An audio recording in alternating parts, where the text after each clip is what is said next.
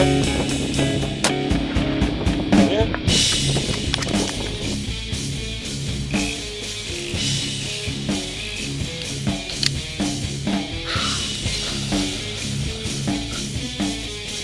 Hit exit 14.1. Left 1.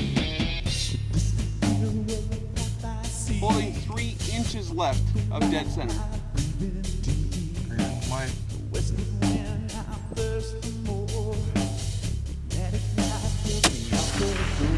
Hit.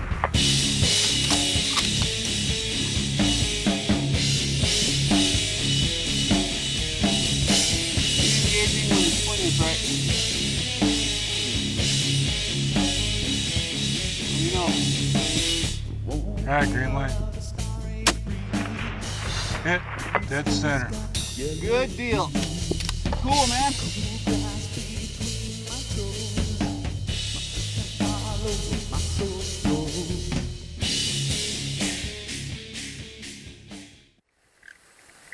Yeah, the light's moving the wind up the valley now. Yep. All right, guys, we're taking a look at IOR's new 4-28 power Recon tactical rifle scope. This thing's being advertised as the finest rifle scope ever built. And I gotta admit that it's loaded with some really innovative features that I haven't seen before in any rifle scopes really up to this point. So this is something I did want to bring to your attention, keep you up to date with what's coming out on the market. A lot of you guys are looking for a tier 1 battle-ready rifle scope that's appropriate for extreme long-range precision shooting applications. And there's not a lot of scopes that really can do all that. Especially you're talking about your variable power scopes. There's a lot of stuff that has to be right in order for it to work correctly for that application. So this is one that I definitely want to bring to your attention so that you don't miss out on it, okay? And we're going to be taking a close look at all the different features on this thing. And keep in mind that we're looking at parameters for extreme long-range precision shooting applications. So there's lots of other scopes out there that are going to do a great job for other shooting disciplines. But for this particular shooting discipline that I just mentioned, it's going to narrow you down quite a bit. So when we're talking about these different optical features, we're going to be talking about it in the context of extreme long-range precision shooting. Also, we're going to take a look at the quality parameters of those different features. We're going to make sure that everything is going to be up to par to actually get the job done. And we're going to discuss that in detail, how I thought each one of these different categories did. And we're going to compare it to your other rifle scopes, and then you should have a very good idea of everything you're going to need to know about how the scope performs, what it's got to offer, and the quality in comparison with other rifle scopes in its class. So let's get started with a quick features overview of this rifle scope. So first off, this is a variable rifle scope. It is a 4-28 power, 50mm objective lens, 40mm main tube. It has a first focal plane reticle. It's an MP8 style mill-based reticle that has 25 mils of holdover available in it. It's in the first focal plane, so it's going to be good at any magnification. It's going to also have milliradian-based turrets, so it's a mill-mill configuration. Now, that's the basic overview of this scope, and just right off the bat, you can tell that this is going to be appropriate features-wise for your long-range precision shooting applications, because you're going to want a first focal plane optic with a mill-mill configuration for serious long-range type stuff. Let's take a closer look here. So the magnification range, 4-28, that's quite a range. This particular 4-28x50 model is actually the first 40mm 7x zoom ratio tactical scope ever produced in the world. So IOR's always kind of been on the cutting edge as far as pushing the new technology in those regards. So it's no surprise that this new Recon is coming out with such a range like that. Now 4-28 power is going to give you quite a lot of versatility as far as your applications. You dial it back to 4 power and you're going to have all the capabilities of performing your close and point-blank range shooting without a problem. That's going to be fine for right across the street if you're doing tactical applications, or if you're hunting, in the woods or something, and you got to turn it down on moving targets or whatever. That 4 power is going to be plenty low for any of those type applications. Any closer than, if it's too close for 4 power, you can basically point shoot, okay? So that's going to be very appropriate for that. So your 28 power at the top of this magnification range is going to give you everything you're going to need for spotting, identifying targets at long range, or even if you're doing long range target shooting, or if you're doing HTI stuff at long range and you have to take out a small target, this 28 power is going to let you get close to that target when you get behind the scope.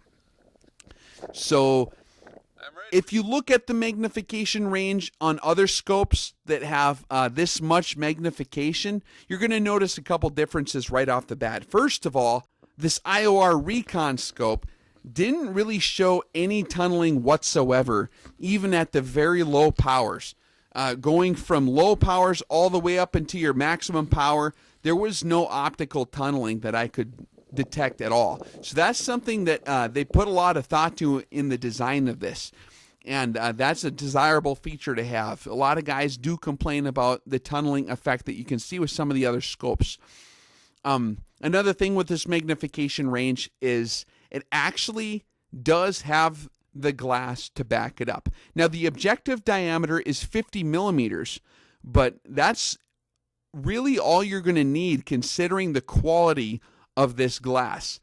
This is some of the finest HDF low dispersion glass I've ever seen. This is made in Schott Glassworks in Germany, and that's where some of your other tier 1 optics manufacturers get their glass. So this is the best in the world, bar none. I really don't think it's comparable to some of the Japanese glass, which is very good quality as well, like is used in your Night Force. This German glass is going to be significantly, noticeably better than the Japanese Night Force glass, or even some of your U.S. optics, but this is going to be a bit better as far as your optical clarity. Now, another thing to note here is that not only is this glass made in Schott Glassworks, but it also is employing IOR's own patented technology for their multi-coating, and it's an MC7 broadband fully multi-coated system, okay? And that's really going to give you the optical clarity and brightness that you're going to need to see details that you might not have ever noticed before. And that's kind of funny. With this scope, when I was testing it, I actually did do a lot of shooting at 28 power just to see how well it would do. And I hardly ever do that, even with some of my really high-end scopes, because once you get up past 20 power magnification, you start to zoom in on your optical aberrations. You're going to, any imperfection in the glass, you're going to just amplify it when you crank it up that high. But with this scope, I was very surprised at 20 power. It was like crystal clear. So that MC7 lens coating technology is really, really good stuff. And another thing with the glass while we're on it is we did do some low light testing as well. And we shot this thing after sundown quite a bit. And when compared against the Schmidt & Bender glass in my PM2, it's a 5-25 by 56 millimeter. This thing, I could not discern any improvement of the 56 millimeter lens in my Schmidt & Bender over the 50 millimeter lens in this. So the glass is very, very good for light gathering, and it did have good color rendition. And when we're talking about some of this color rendition, some guys get confused, like who cares about how pretty the target looks? But that's not what we're really talking about. When you're talking about apochromatically corrected lenses, we're talking about getting all your different color wavelengths to come into the same focal point. And that's why images often look blurry, especially in inferior glass rifle scopes, where you really crank up the magnification, you notice it starts to get blurry. That's your different colors, different wavelengths of light don't take corners through glass at the same rates. So you have to kind of be a master when you're putting the glass together in order to get the densities correct and your refractive properties right, so that all those different wavelengths do come together at that exact focal point. And that's why some of these tier 1 rifle scopes do demand a premium price, is because there is a lot to making that happen. Apochromatically corrected glass is never going to be cheap. So just something to keep in mind. But this thing had world-class glass. I haven't seen any glass out there that beat the optical quality of the stuff that was in this Recon, okay? So that's a category where I definitely give it an A+. Now, something to note here, too, is the tube diameter is enormous. This is a 40 millimeter main tube. Now, a lot of folks say, is that a gimmick? What's the deal with that? Why so big? I mean, 40 millimeters is what a lot of guys would have in their objective lens. And we're talking about, you need 40 millimeter rings to support this thing. It's beefy. But the 40 millimeter main tube is going to dramatically reduce the whip and the vibratory effects that are going to be associated, especially with your larger magnum type calibers, your super magnums. So you're going to have, sometimes you have receiver flex on like a Remington 700, for example. If you have a 2-piece scope mount, sometimes that can cause a whip effect in the optic. And this 40 millimeter main tube does dramatically increase the structural rigidity of the optic, which can actually reinforce the action, and this can improve the accuracy of your rifle if you increase the rigidity. So that is something that's very nice to have as well. Most people look at a 34 millimeter main tube on a Schmidt & Bender, and that thing is pretty enormous. And so this 40 millimeter is ginormous, if I have to invent a term for it. Now, the elevation turrets in this thing are also pretty large. You're going to notice that they're very big knobs. They are adjustable in 10th milliradian increments. So that's going to be clicks 0.1 mils per click, okay? A tenth of a mil per click. And this has an elevation range of 35 mils. Now, that's about 125 minutes of angle of vertical adjustment, okay? Now, that's going to give you plenty of range for your extreme long-range applications. My 338 Lapua Magnum at 1,500 meters has like 19 mils of drop. Sorry? So 35 mils of vertical adjustment is going to be plenty. Now, if you set this up with the right scope base, you're going to get the full use of that 35 mils. Now, the elevation turrets did have pretty heavy-duty, rock-solid internal mechanisms. Now, for those of you who are not familiar with I.O.R Valdada, they are made in Bucharest, Romania, and this is one of the premier optics manufacturers for military rifles, okay? Now, they've made a lot of military-grade rifle scopes over the years, and they know what they're doing when they want to make stuff heavy-duty. And when I took the turrets apart on this thing, the elevation turrets, I noticed that you did see that Eastern European philosophy kind of coming into effect here. Is it's very rugged. It's not like super refined, but it's very, very heavy duty and simple. And you can tell that this thing is going to be all right. Another thing to notice was the zero stop associated with the elevation turret was not a chintzy, intricate, overly complicated mechanism. It was a very simple design.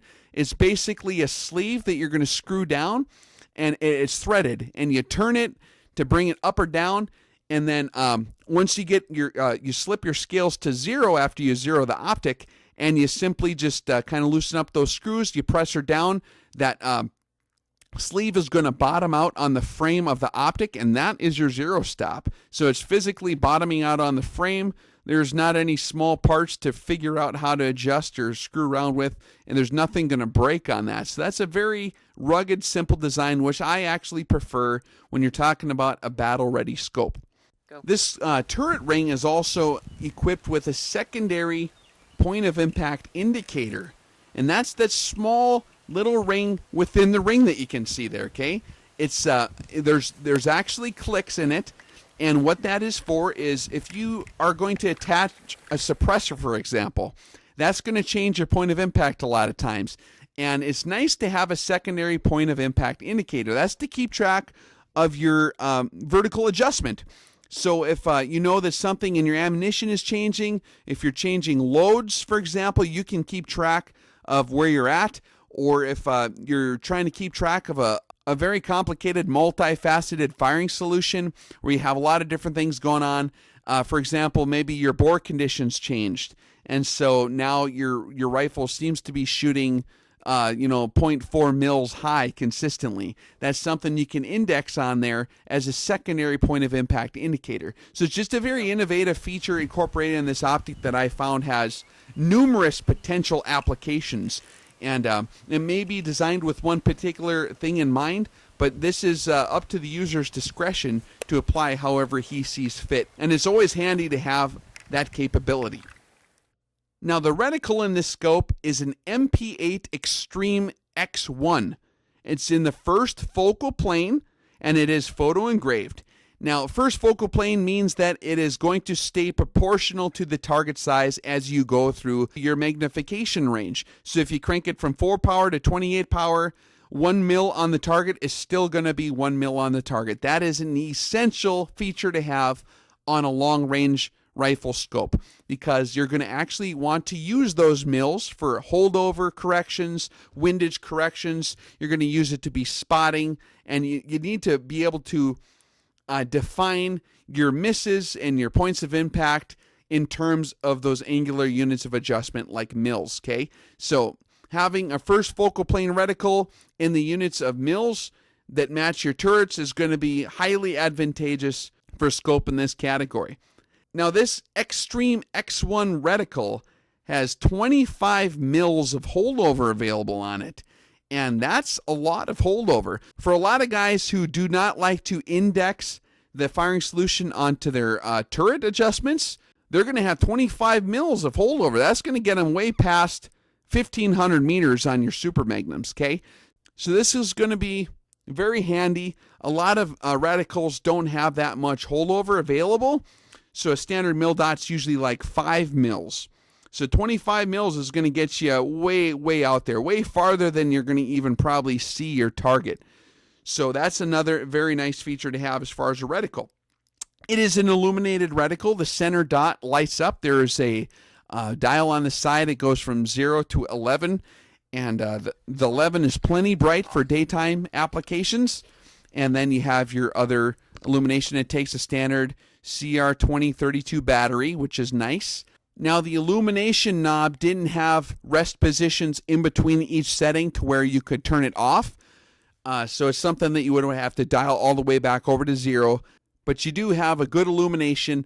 It's not going to flood out your tube like if you were trying to illuminate the entire reticle. It's kind of a lot going on in that reticle. If the whole thing was glowing red, that would kind of wash out that tube or risk doing so. So actually, I do like just the center dot being illuminated. That's selective illumination is a smart design. Now, this scope does feature something kind of different that I haven't seen before. It's a mid-tube parallax adjustment system, and it actually allows the scope to focus as close as 21 feet at 28 power. So that's a very, very close focus for that much magnification, and that's kind of handy to have that degree of precision as far as your parallax adjustment. Now, the positioning of this parallax adjustment in the mid-tube actually, in my view, is a pretty good design. There are some advantages to tube-adjusted parallax over the side-focus parallax as far as your precision capabilities. A lot of times, the tube focus is going to be more precise and true to the numbers that are written on there. And they're going to be consistent, just the way it's put together on the inside. When you turn it back and forth, it's going to stay very tightly associated with where it was the last time. Some of the side focus ones kind of move around a little bit on you because of the linkage in there. There is a little bit of slop in some of the side focus. So it's something to be aware of. I actually do kind of prefer the tube focus. Like on the USO scopes, that's why I did like the ergo focus. It's no longer available, unfortunately, but unless you get a used one. But this I.O.R Valdada does feature the mid-tube parallax adjustment, and that's a pretty desirable feature in my humble opinion.